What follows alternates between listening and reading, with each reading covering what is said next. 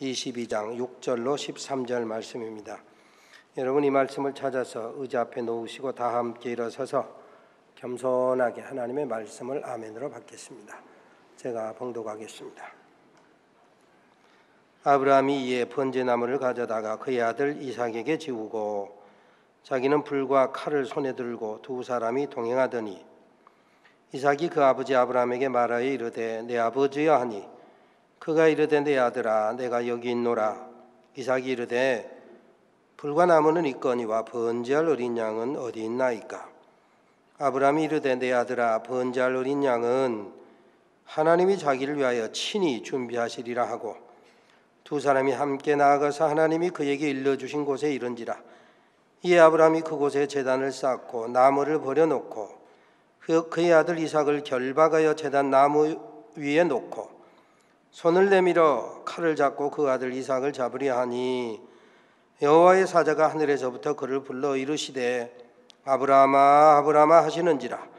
아브라함이 이르되 내가 여기 있나이다 하며 사자가 이르시되 그 아이에게 내 손을 대지 말라. 그에게 아무 일도 하지 말라.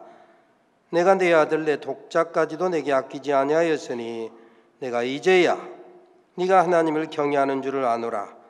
아브라함이 눈을 들어 살펴본즉 한 순양이 뒤에 있는데 뿔이 수풀에 걸려 있는지라. 아브라함이 가서 그 순양을 가져다가 아들을 대신하여 번제로 드렸더라. 아멘. 이 말씀 하나님의 말씀입니다. 앉으시기 바랍니다.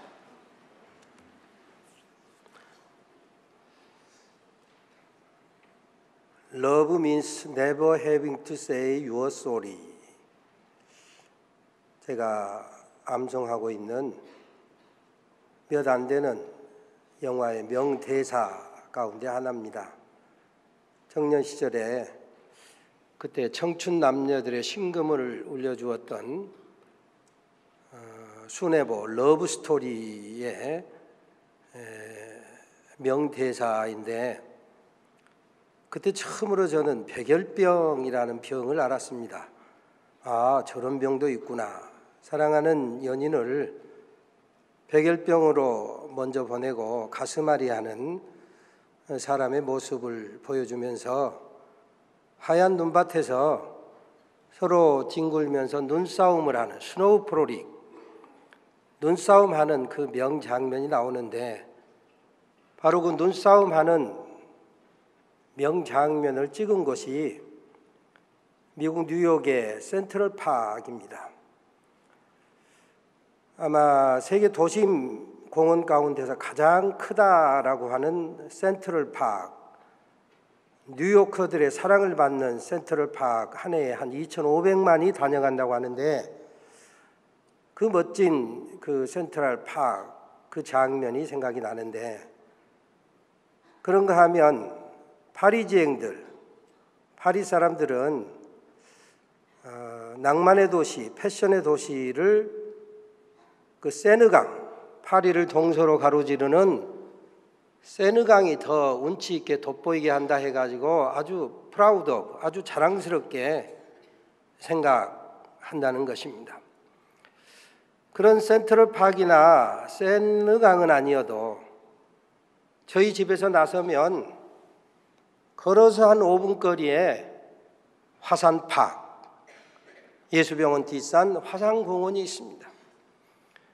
거기서 한 3, 40분 걸어가면 세느강은 아니어도 전주리버, 전주천.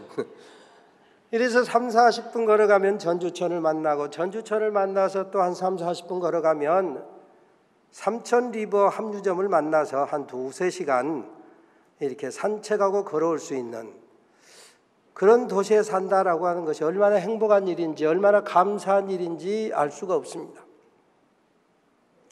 어느 날 이렇게 행복한 마음을 가지고 화산파크를 화산공원을 묵상하며 조용히 올라가서 걸어가고 있는데 저 맞은편 쉼터에 보니까 8살쯤 되어 보이는 두 아이들, 아마 연년생으로 보이는데 젊은 엄마가 얘들을 보고 얘들아 할아버지께 인사해야지. 그러니까 애들이 배꼽에다 손을 딱 대고 할아버지 안녕하세요 하고 90도만큼 이렇게 잘 이렇게 겸손하게 예쁘게 인사를 합니다.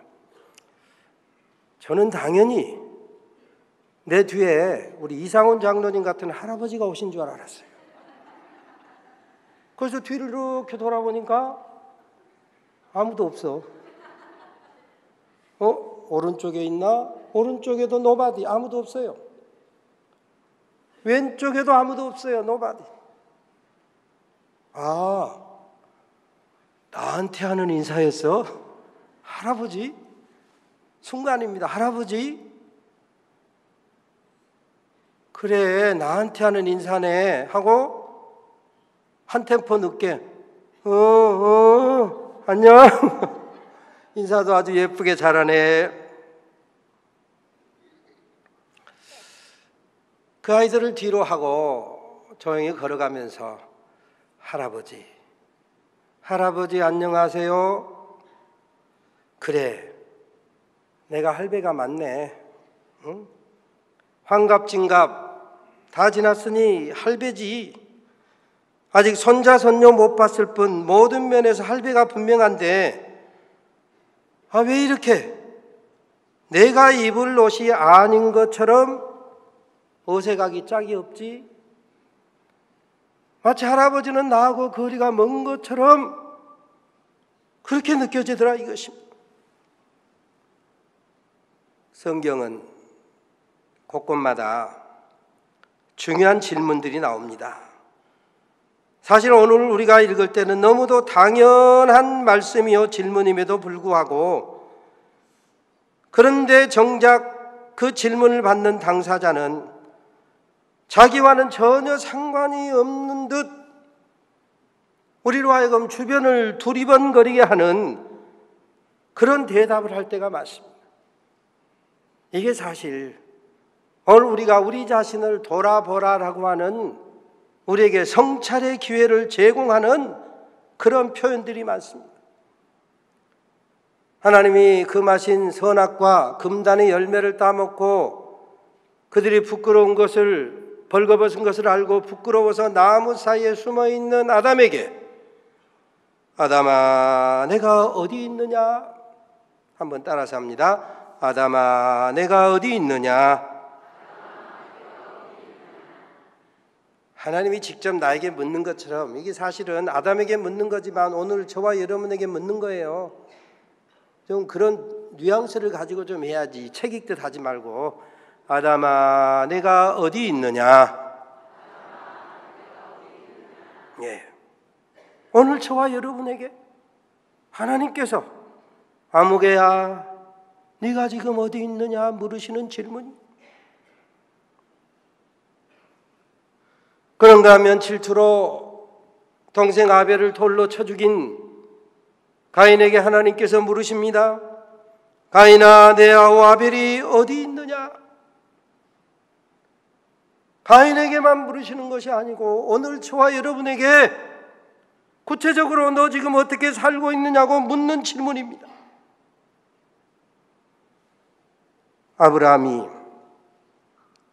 그의 아내 사레와 더불어 오랫동안 자식을 낳지 못하니 애굽 여인 하갈 첩을 통해서 자식을 낳자 해가지고 하갈이 임신하게 되었는데 임신하고 보니까 아이도 낳지 못한 정실 부인 사레를 무시했습니다. 그러다가 사레의 학대를 받아서 광야로 도망가는 하갈에게 하나님이 물으십니다. 사레의 여종 하갈아 네가 어디서 왔으며 어디로 가느냐? 오늘 저와 여러분에게 하나님께서 아무개야 네 근본이 무엇이냐? 네가 책임져야 될 일이 무엇이냐? 네가 감당해야 될 일이 무엇이냐? 물으시는 질문인 것입니다. 신약 성경에도 보면 요한복음 13장에 가룟 유다가 예수님을 팔아넘기는 과정에 여러 가지 질문과 대답이 그리고 행동이 얽혀 있는 것을 볼 수가 있습니다. 너희 중 하나가 나를 팔리라. 이게 뭔 소리요? 제자들이 수근수근합니다. 이게 도대체 뭔 소리냐? 서로 상대방을 의심하는 사람도 생겼습니다. 그때 그나마 주님의 말씀을 가장 잘 알아들은 베드로가 예수님 품에 의지하고 누워있던 요한에게 눈짓을 합니다. 야, 선생님에게 제대로 물어봐. 누가 선생님을 판다는 것인지 제대로 좀 물어봐라. 눈치 빠른 요한이 주여 누구오니까 하고 묻습니다. 그때 예수께서 내가 한 조각을 찍어다가 주는 자가 그니라 그랬습니다. 여기 한 조각을 찍어다 주었다. 오늘 우리가 성찬을 나눕니다마는 그냥 대수롭지 않게 주는 것이 아니라 자기 몸을 찢어주듯 여전히 가룟 유다를 사랑하면서 유다야, 내가 네 마음을 다 알고 있는데 내 살을 찢어주듯 너를 내가 끝까지 사랑하는데 멈추라고.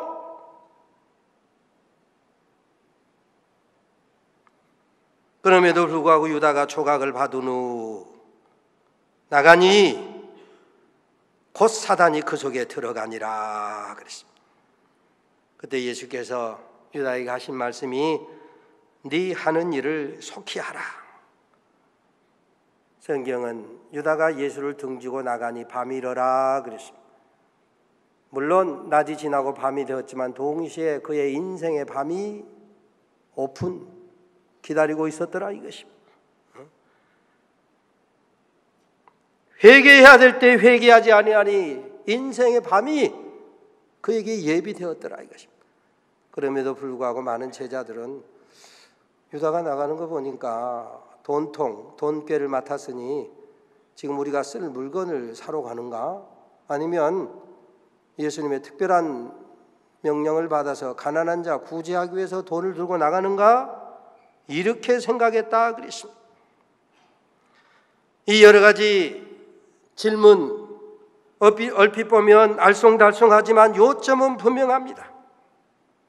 아담아, 네가 선악과를 따먹고 옷 벗은 것을 알고 부끄러워서 떨려서 나무 사이에 숨었느냐?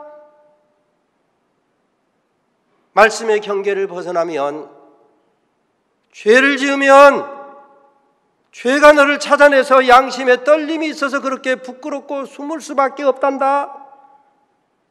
왜 불순종하였느냐?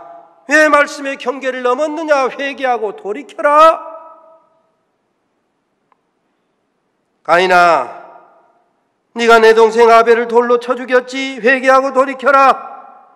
사람마다 정욕으로 말미암아 육신의 본능으로 말미암아 죄를 짓고자 하는 소원이 있지만 죄를 짓지 말고 죄에서 돌이켜야 된다. 회개하고 돌이켜야 된다. 내가 내 아우 아벨을 지키는 자니까 너는 그렇게 말하지만 사실은 내 가까이 있는 내 이웃 네가 정말 지켜야 될 사람이다 말이야. 지켜야 될 책임 있는 존재니라 말씀하고 있는 것입니다. 하가라, 네가 분수를 못 지키고 교만하다 학대받고 도망 나왔지.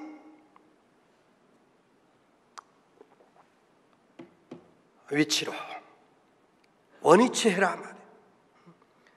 제 십자가 바로 지고 살아라. 네 몫에 태인 십자가 바로 지고 살아야 된다. 가룟 유다야, 어찌 사단의 하수인으로 전락했느냐? 회개하고 돌이켜라. 그 자리 멈춰라. 회개하고 돌이켜 죄 없이 함을 받으라. 사망으로 가는 발걸음 멈춰서라고 스탑 하고 외치고 있는 것입니다. 마땅히 회개하고 돌이켜야 될 순간에 많은 사람이 두리번거립니다. 나하고 무슨 상관이요? 나는 해당 없는 일이요. 하와가 주어서 먹은 것뿐입니다. 하와를 갈비뼈로 만들어주신 분 하나님이시잖아요. 하와가 줘서 먹었을 뿐인데 왜 내게 뭐라 하시는가요? 왜 나만 갖고 그러는 거예요? 결정적인 순간에 남의 탓하기 좋아하는 우리들의 모습 아닌가요? 내가 내 아우를 지키는 자니까. 이 가인의 말 속에 오히려 우리 이웃의 생명을, 우리 이웃의 믿음을, 우리 이웃의 자존심을 지켜줘야 될 책임이 우리에게 있다고 말씀하는 거예요. 아무리 힘들고 고달파도 제 몫에 태인 십자가 감당할 책임이 구원받은 우리에게 있다 이것입니다. 그래서 주님은 아무든지 나를 따라오려거든 자기를 부인하고 날마다 제 십자가를 지고 나를 좇으라. 성숙한 그리스도인, 구원의 축복을 누리며 생명의 향기를 바라며 이웃의 생명을 살펴야 될 책임이, 이웃의 구원을 책임져야 될 그 책임이 우리에게 있다 이것입니다. 살해의 요정 하가라, 네가 어디서 왔으며 어디로 가느냐? 아무리 현실이 힘들고 고달파도 사람마다 마땅히 제 몫에 태인 십자가 바로 지고 살아내야 될 몫이 있단 말이에요. 종은 종으로서의 역할을 해야 되고, 주인은 주인 노릇 제대로 해야 된다. 종은 자기 육신의 상전에게 주님께 하듯 해야 되고, 주인은 갑질하지 말고 너도 하늘에 상전이 있는 것을 기억해야 된다고 말씀하는 거예요. 가룟 유다야, 돈을 사랑하는 것이 일마간하게 뿌리가 되는데 네가 돈을 사랑하다가 그와 같이 유혹을 받아 넘어지고 있구나. 본능에 집착하면 멸망하게 되어 있는데 네가 본능에 집착하고 있구나. 네 나름대로 간직한 신념 지키려다가 말씀을 어기고 있구나. 무리수를 두어서 예수 나를 팔아넘기는 천추유 안에 자충수 두지 말라. 유다야, 내가 네 속을 이렇게 훤히 들여다보고 알고 있지 않느냐? 거기서 멈춰라. 죄질 생각 끊어버리고 죄지는 행동을 멈춰라고. 죄를 짓고 싶은 소원은 네게 있으나 죄질 생각 다스려라. 통제, 컨트롤하라고 말씀하고 있는 것입니다. 죄의 삭은 사망이니 사망에 이르지 아니하도록 그 자리 멈춰라 말이야. 네가 네 정욕대로 살면, 네가 네 본능대로 살면, 네 성질대로 살면, 네 신념대로만 살려고 하면 주님이 멈추라 함에도 불구하고 여전히 네 고집 때문에 고우하면 너는 마침내 목을 메고 배가 터져 죽을 것이 뻔하니 멈춰라. 스탑. 죄의 삭은 사망이니 그러나 하나님의 은사는 그리스도 예수 안에 있는 영생이니 영생의 길로 돌이키라고 말씀하고 있는 것입니다. 그런데 많은 사람들이 주님의 음성을 듣고도 두리번거립니다. 물론 오늘 본문에서처럼 주님의 음성을 듣지 못하기에 두리번거리는 사람이 더 많아요. 오늘 본문에 보면 이삭은 하나님의 음성을 직접 듣지 못했습니다. 그래서 번제할 어린 양을 찾아서 지금 두리번거리고 있습니다. 아버지, 아버지, 불도 있고 나무도 있는데 번제할 어린 양은 어디 있나이까? 물론 여기에 보면 불도 있고 나무도 있고 어린 양 잡을 칼도 있죠. 그런데 아버지, 아버지, 불도 있고 나무도 있거니와 번제할 어린 양은 어디 있나이까? 이삭 자기만 모르고 있어요.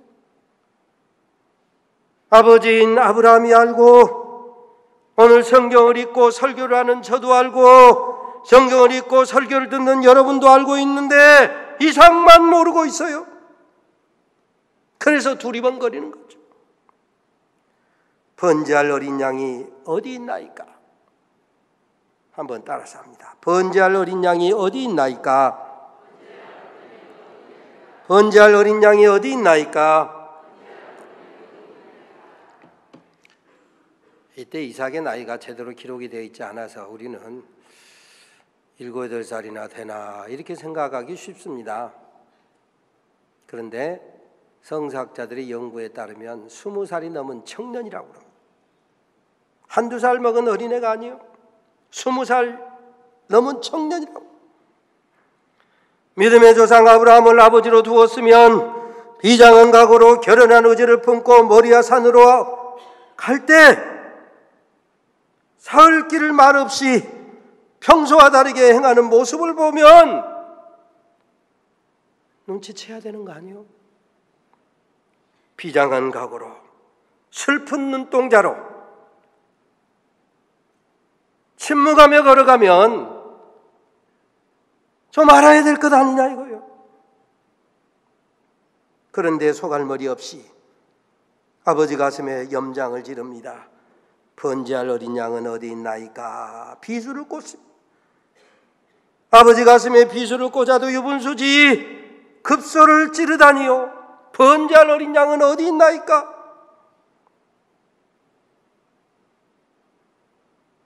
이삭아, 바로 네가 번제할 어린 양이야. 이삭아, 네가 바로 번제할 어린 양이란다. 번제할 어린 양은 바로 이삭 너니라. 이렇게 대답하지 못하는 아버지의 심정은 오죽하겠습니까?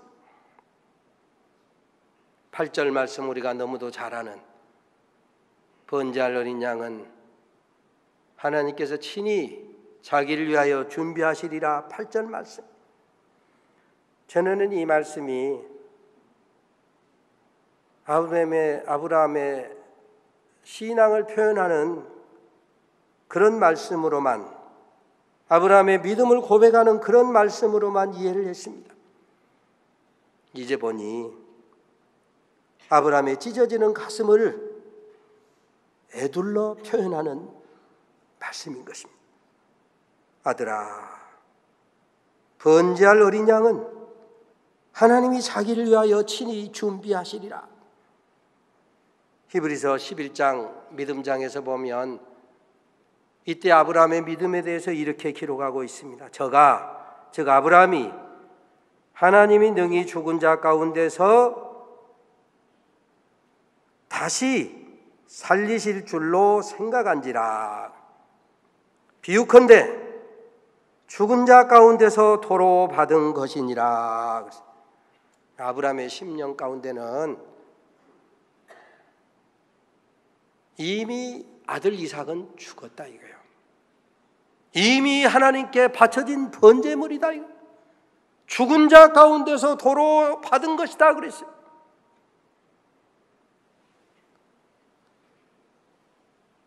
예수님 이 땅에 오시기 전이지만 어찌 보면 아브라함은 이미 죽은 아들이 다시 살아오는 부활의 신비를 경험했더라 이것입니다. 오늘을 살아가는 많은 그리스도인들이 너나 할 것 없이 결정적인 순간에 주위를 두리번거립니다. 오늘 본문의 이삭처럼 우리 주변에 번제할 어린 양이 어디 있지? 엄마가 혼자 다 알아서 수고하는 거지. 아버지니까 당연하지. 목사가 그리하는 건 마땅하지. 장로님이니까 그리해야지. 우리 회장님 계시잖아. 번제할 어린 양 갖다 붙이기 좋아합니다. 두리번. 그런데 성경은 말씀합니다. 로마서 12장 1절에 그러므로 형제들아 내가 하나님의 모든 자비하심으로 너희를 권하노니 너희 몸을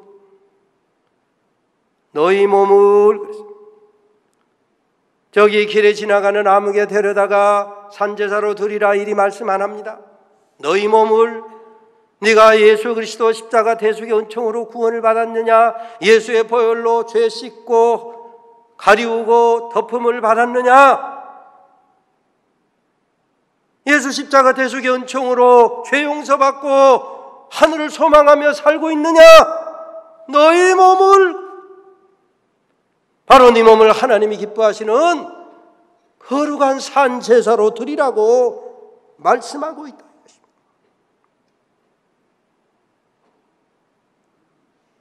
우리가 살아가는 이 세상, 환난도 질고도, 늙어가는 것도 죽어가는 것도, 많던 재물 사라지는 것도 생로병사의 법칙에 따라서 마땅하거늘